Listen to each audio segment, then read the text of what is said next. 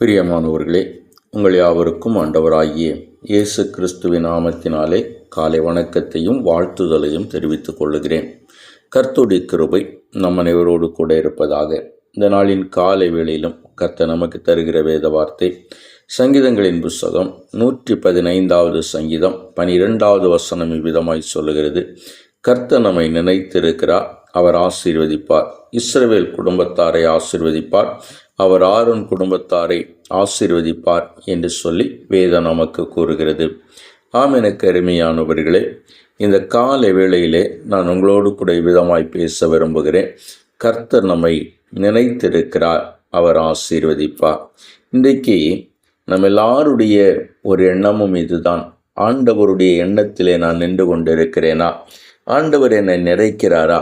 ஆண்டவர் என் குடும்பத்தை நினைக்கிறாரா? அல்லாவிட்டால் ஆண்டவர் என் நிலையை நினைத்து பார்க்கிறாரா? ஆண்டவர் என்னை மறந்து விட்டாரோ என்று சொல்லி வேதம் அநேக முறையிலே நம்மை தேற்றின பொழுதும் கூட நாம் இவ்விதமான ஒரு நிலைக்குள்ளாய் நாம் போய்விடுகிறோம். வேதம் மீண்டுமாய் நமக்கு ஞாபகப்படுத்துகிறது, கர்த்தர் நம்மை நினைத்திருக்கிறார், அவர் ஒரு பொழுதும் மறந்து போவதில்லை. ஒரு வேத சம்பவத்தை மாத்திரம் நான் உங்களுக்கு ஞாபகப்படுத்தலாம் என்று நினைக்கிறேன். பூமியிலே இதோ ஜலப்பிரளயம் நோவாவும் அவனுடைய மனைவியும் அவனுடைய பிள்ளைகளும் அவர்களுடைய மருமக்கள்மாரும் அவர்கள் பேழைக்குள்ளாய் இருக்கிறார்கள். இப்படி அவர்கள் பேழைக்குள்ளாய் இருந்து அநேக நாட்கள் அவர்கள் பேழைக்குள்ளாகவே தங்களுடைய வாழ்க்கையை கழித்து கொண்டிருக்கிறார்கள். இந்த 40 நாட்கள் அவர்கள் பேழைக்குள்ளாய் தங்களுடைய வாழ்க்கையை கழித்து முடித்த பொழுது வேதம் இவ்விதமாய் சொல்லுகிறது, கர்த்தர் நோவாவை நினைத்தருளினார் என்று சொல்லி வேதம் சொல்லுகிறது. பாருங்கள், கர்த்தர் நோவாவை நினைத்தருளினபடியினாலே அவர் என்ன செய்தார்? ஜலம் வற்றி போக பண்ணினார் என்றும் சொல்லி வேதம் சொல்லுகிறது. அப்படியானால் என்னை கேட்டுக்கொண்டிருக்கிற என் அன்பு தேவனுடைய திருச்சபையே, அவர் அந்த நோவாவை அந்த பேழைக்குள்ளாகவே வைத்துவிட கர்த்தர் விரும்பவில்லை. அப்படியானால் அந்த நோவாவை வெளியே கொண்டு வர செய்வது மாத்திரமல்ல, ஆண்டவர் என்ன செய்தாராம்? பூமியின் மேல் காற்றை வீச பண்ணினார். இந்த பூமியின் மேல் காற்று வீசினபடியினாலே ஜலம் அமர ஆரம்பித்தது. பூமியிலே ஜலம் வற்றி கொண்டே வந்தது. சில நாட்களிலே ஜலம் முழுவதுமாய் வடிந்து போயிற்று. பேழை அர்ராத் மலையிலே தங்கினது. நோவாவும் அவனுடைய பிள்ளைகளும் இறங்குகிறார்கள். இப்பொழுது கர்த்தர் நோவாவோடு கூட வானத்திலே தனது வில்லை வைத்து உடன்படிக்கை ஏற்படுத்துகிறார். இனி நான் இந்த உலகத்தை இதோ ஜலத்தினால் அழிக்க மாட்டேன் என்கிற ஒரு உடன்படிக்கை மனித குலத்திற்கும் தேவனுக்கும் இடையே ஏற்படுகிறது. பாருங்கள், கர்த்தர் ஒரு அழிவுதான். அழிவிலே தன்னுடைய உக்கிரகத்திலே தன்னுடைய கோபத்திலே அவர் மனிதனை அழித்த பிற்பாடும் கூட அதன் பிறகு அந்த அழித்ததற்காய் ஆண்டவர் மனஸ்தாபப்பட்டு இப்பொழுது தன்னுடைய வில்லை வைத்து மனுக்குலத்தோடு கூட உடன்படிக்கை பண்ணுகிறார். இனி நான் பூமி முழுவதையும் மொத்தமாய் அழிக்க மாட்டேன் என்று சொல்லி.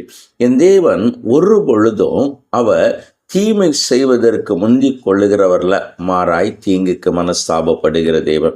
எனவே நீங்கள் எதை குறித்தும் கவலை வேண்டாம். ஒருவேளை நீங்கள் கர்த்தர் மறந்து விட்டாரோ, கர்த்தர் நினையாமல் இருக்கிறாரோ என்பதாய் நீங்கள் இந்த காலை வேளையிலே நினைத்து கொண்டிருப்பீர்கள் என்று சொன்னால் வேதம் உங்களை அழகாய் கற்பிக்கிறது.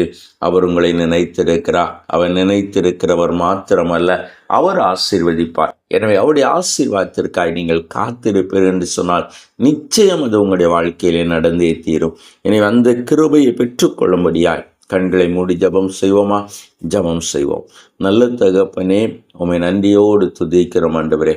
நீர் எங்கள் தெய்வம் ஆண்டவரே. மகிமையான கர்த்தர், மகத்துவமான கிருபைகளை என் ஆண்டவர் எங்களுக்கு தந்திருக்கிறேன். தம்முடைய கிருபைகளை தந்த எங்கள் நல்ல ஆண்டவர், இந்த நாளின் ஆண்டவரே, இந்த காலை வேளையிலும் இந்த நாளின் இந்த சோதரம் ஆண்டவர் மகிமையான வேளைகளிலும் என் ஆண்டவர் எங்களோடு கூட வருவீராக.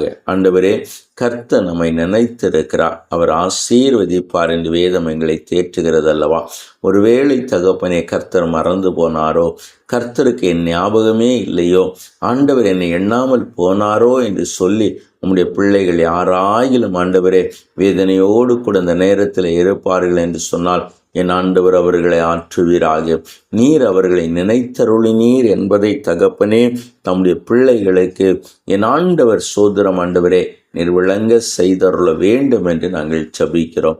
என் தகப்பனுடைய கிருபை ஆண்டவரே தம்முடைய பிள்ளைகளை சூழ்ந்து கொள்ளட்டும், இன்னும் மகிமைகளை காணட்டும், இன்னும் மேன்மைகளை காணட்டும். என் ஆண்டவர் உதவி இந்த நாள் முழுவதும் கர்த்தர் ஆசீர்வதியும், மகிமையினால் நிரப்பும், பொறுப்பெடுத்துக் கொள்ளும், வழி நடத்தும். இயேசுவின் நாமத்தில் ஜெபிக்கிறோம் எங்கள் ஜீவனுள்ள நல்ல பிதாவே.